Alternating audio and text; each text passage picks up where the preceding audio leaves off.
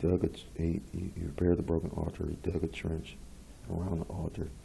He had the people drench the altar with water. Verses 36 and 37. And it came to pass at the time of the offering of the evening, Slakia, offering of the evening sacrifice, that Elijah the prophet came near and said, Yahweh, by Hashem Yahushua, power of Abraham, Isaac, and of Israel, let it be known this day that thou art the power in Israel, and that I am thy servant, and that I have done all these things at thy word.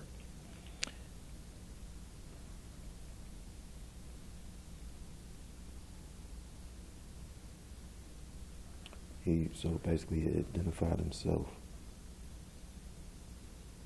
or Salaki identified the power of Israel.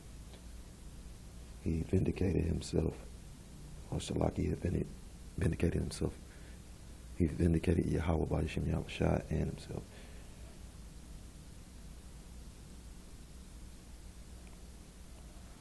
He never really asked for the fire. What he said was, hear me. Verse 37, hear me, O Yahweh, by Hashem Yahushua. Hear me, that these people may know that thou art Yahweh, by Hashem Yahushua, and that thou hast turned their heart back again. So basically, he never asked for fire. He asked for,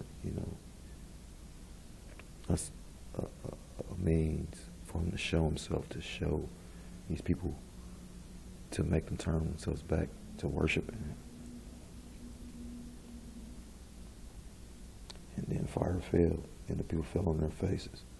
Just as in Leviticus 9 and 24, they acknowledged that Yahweh by Hashem Yahushua was the power of Israel, not Baal. Verse 40. And Elijah said unto them, take the prophets of Baal, and let not one of them escape. And they took them, and Elijah brought them down to the brook Kishon, and slew them there.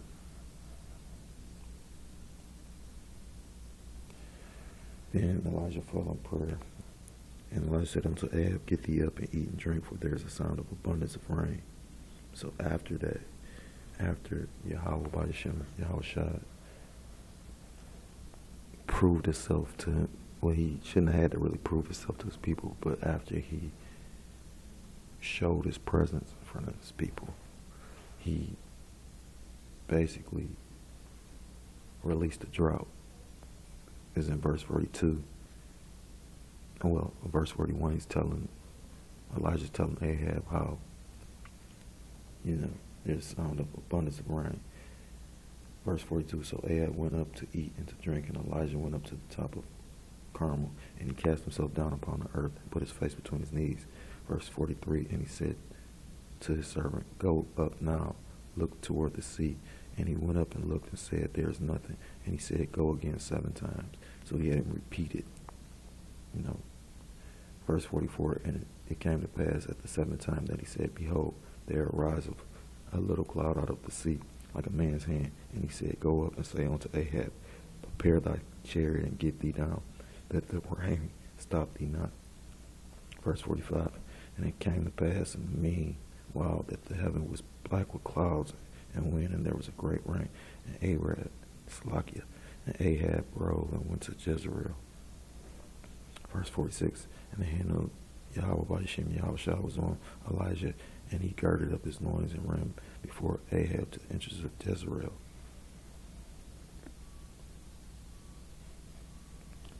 Matters of truth were not settled by votes, but by Yahweh's will.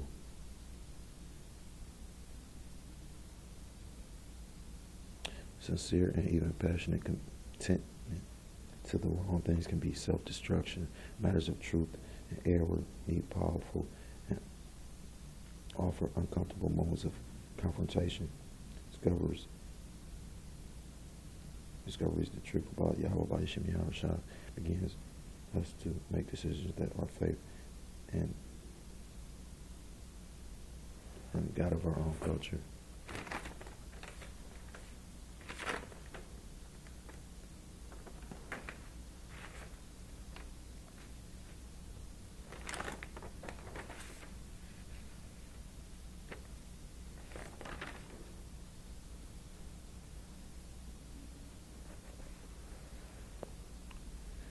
Few emotions so quickly expose the frailty of men and women as the emotion of despair.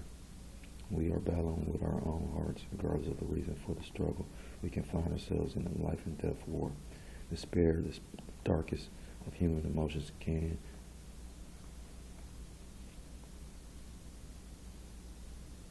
entice us and even destroy us. The battle of the heart is one of the toughest battles a person ever faces. Elijah's fight will fight this battle as well. And he will fight it in the cave. 1 Kings chapter 19, verse 1.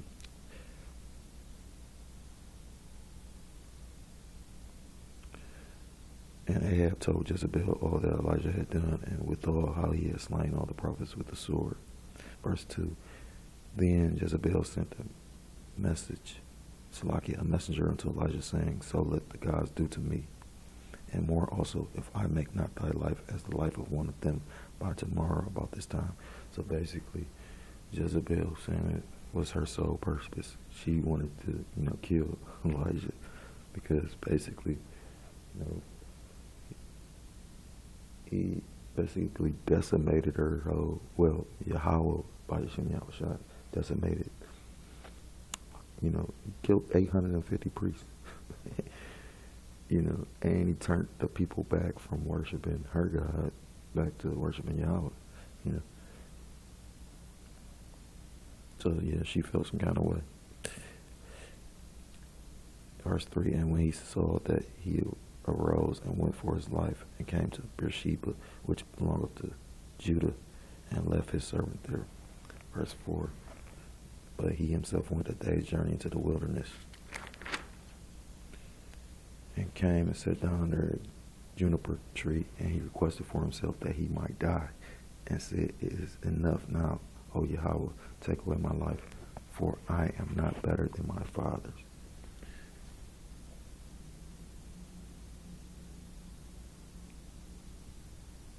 When you think about it, remember he was like us. Like I said previously, whenever I've ever heard that story or read the story about Elijah, you think about the miraculous feats he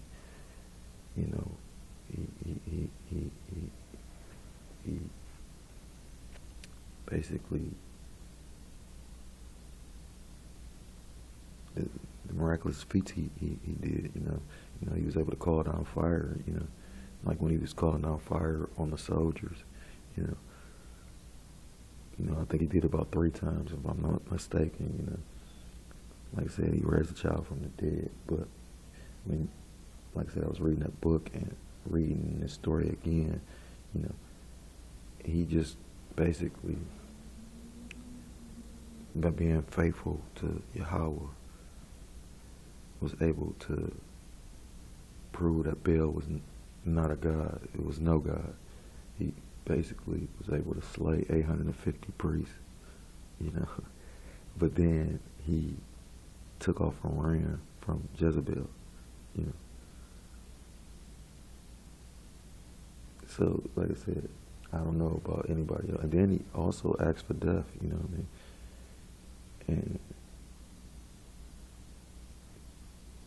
it makes you wonder, and imagine what his struggle really was, like I said, despair is a heck of a thing, if you ever really truly suffered, even the Messiah asked for the cup to be passed from his hand if it be, if it's any way possible, but, he was such a amazing, powerful being, he said, well, he put aside his suffering and still went ahead and suffered, knowing that the suffering he was going to have to, deal with.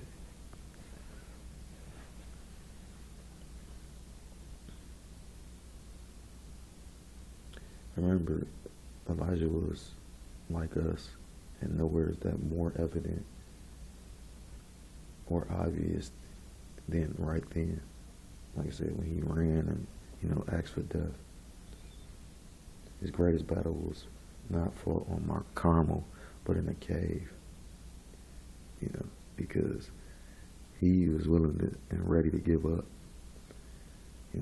so the true battle really wasn't even with the priest. The battle was within himself. The battle was not against Baal, but against himself. Ahab told Jezebel what had happened, and she threatened him. Elijah's response, he fled. Amazing. Just days prior, they said he killed 850 prophets. Yet he was running from a woman. The one who said, if Yahweh is God, that follow him. The one that, was able to raise a child from the dead. The one that was so confident that he was able to mock, the power of the Baal priests when it was a multitude of 850 of them in their face. And then after they, lost the contest, slaughtered them all. And yet, like I said, he was running from a female, a woman.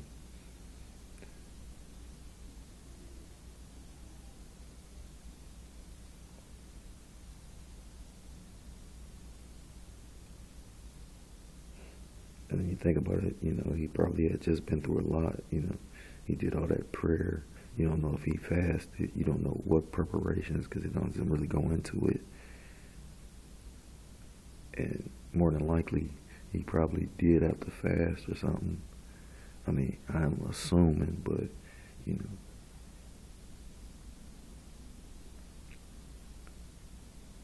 I can imagine where his mind was, you know what I'm saying?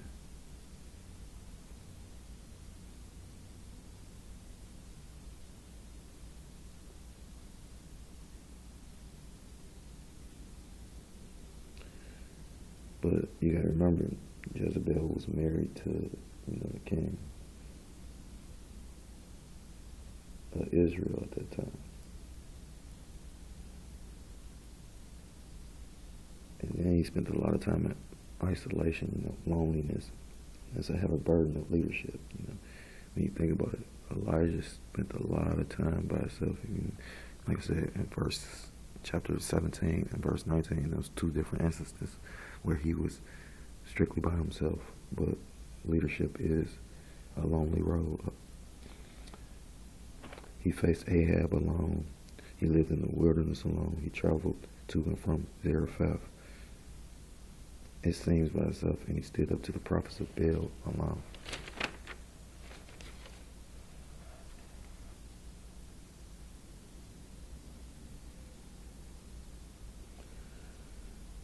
Desire for escape, desire for solitude, loneliness breeds loneliness. One greater solitude. So he begged for death.